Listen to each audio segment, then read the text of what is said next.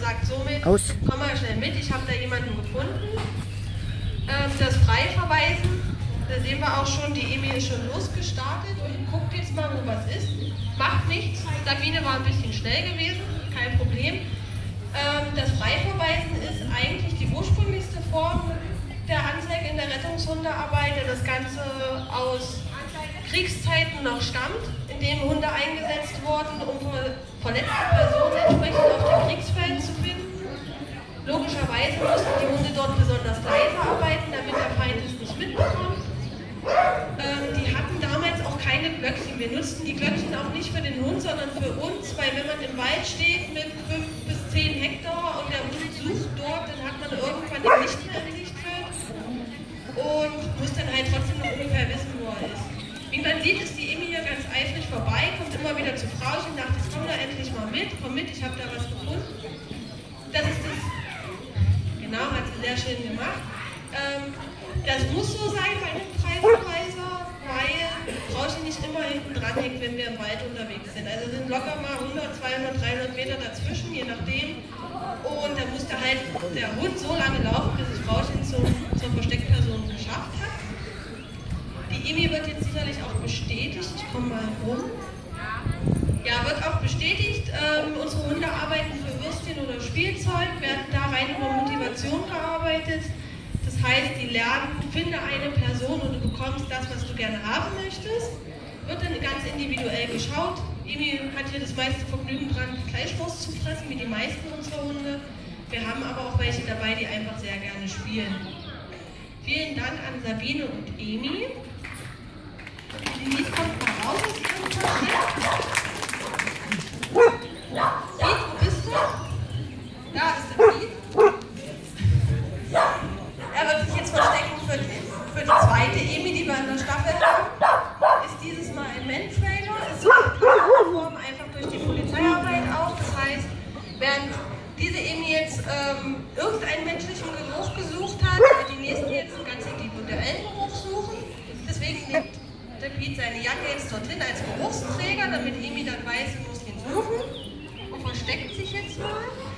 Die setzt sich noch mal rein. Wir setzen jetzt noch eine zweite Person hier ins Gelände rein, weil unsere Hunde ursprünglich darauf konditioniert werden, sitzende und liegende Personen anzuzeigen, um einfach mal zu beweisen, dass der Hund nicht die erstbeste sitzende Person nimmt, über die er drüber stolpert. Haben wir uns noch die Denise auf dem Stein sitzen. So, und jetzt kommt auch schon Corina mit der Emi.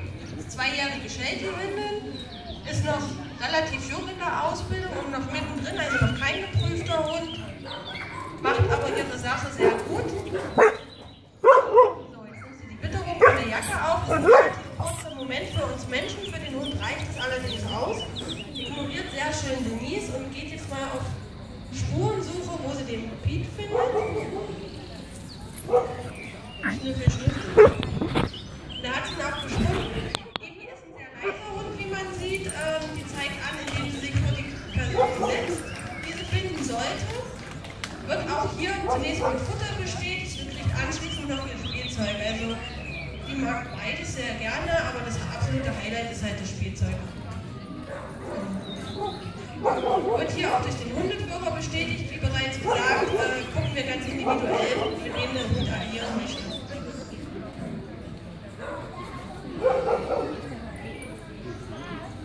Ist auch ganz eifrig dabei, hier ihr Spielzeug zu jagen. So.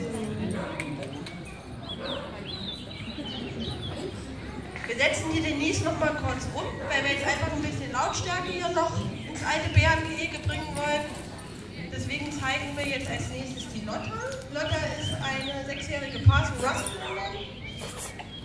Und da kommt sie auch schon mit ihrer Hundeführerin runter. Ist das erfahrenste Team, was wir heute dabei haben. Lotta ist bereits geprüft in der Flächensuche und in der Trümmersuche. Das heißt, wenn irgendwo Gebäude einstürzen, dann wird sie auch dort noch eingesetzt. Lotta ist Formeller, das heißt, sie findet die Person und zeigt an durch Verbellen. Das macht sie sehr ausdauernd und sehr laut. Muss auch so sein, weil es auch mal ganz schnell passieren kann, dass es eine Viertelstunde oder so dauert, wie der Hundeführer beim Hund ist. Und solange wird einfach erwartet, dass der Hund bellt. Lotta geht hier erstmal suchen, guckt nochmal in den Baumstamm rein und hat auch schon die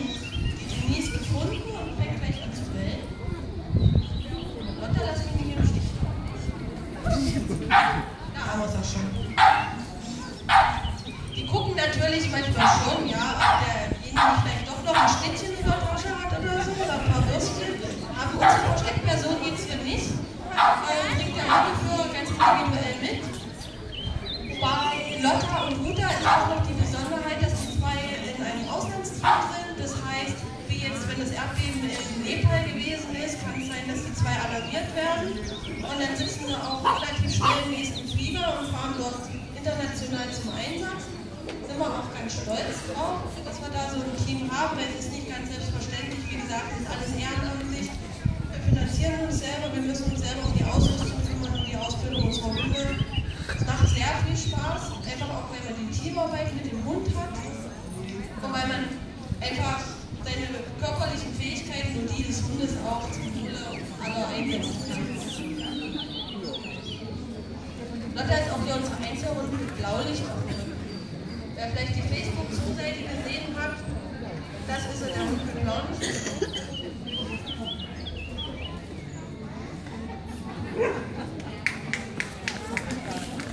Der arme Hund.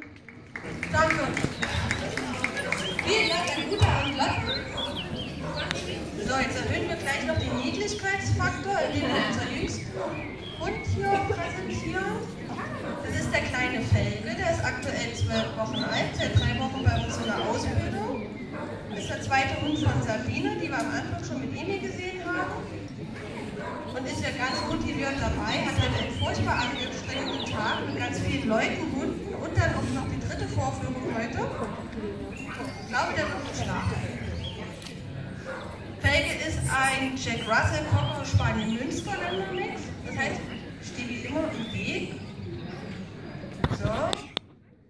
Wir fangen damit an, unsere Ausbildung damit an, dass die Hunde erstmal lernen, es lohnt sich, jemandem hinterher zu laufen.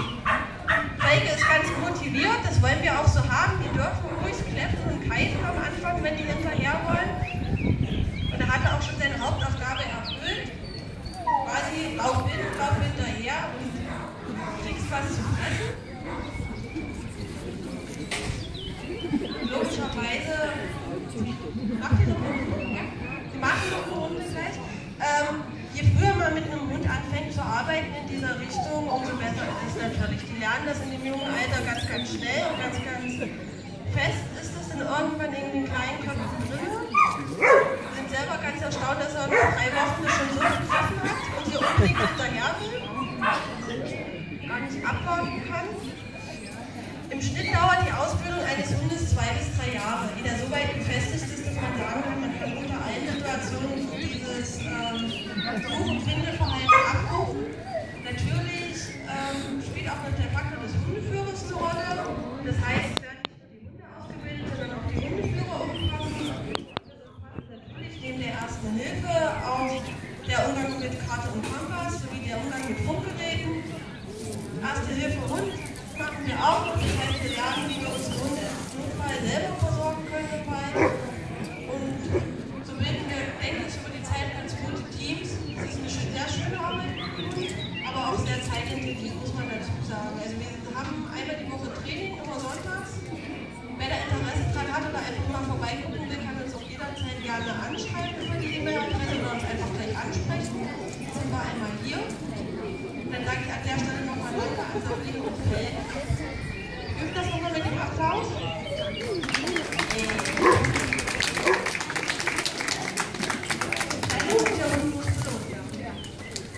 Dann sage ich nochmal vielen Dank an dieser Stelle an Sie als Publikum, dass Sie uns hier zugehört haben und uns viel Interesse gezeigt haben und übergebe dann an die nächsten. Das weiß ich nur. Da kommt die Katja und übernimmt. Du bist mein Schatten, deswegen habe ich gerade nicht geguckt. Ja, also vielen Dank euch. Und wer gerade erst gekommen ist, die Rettungsstaffel macht dann anschließend nach den Schutzhunden nochmal eine Vorführung, die letzte dann an diesem Tag. Jetzt sehen wir die Schutzhunde und die Polizeihunde. Kommentiert wird das Ganze Frau Marx.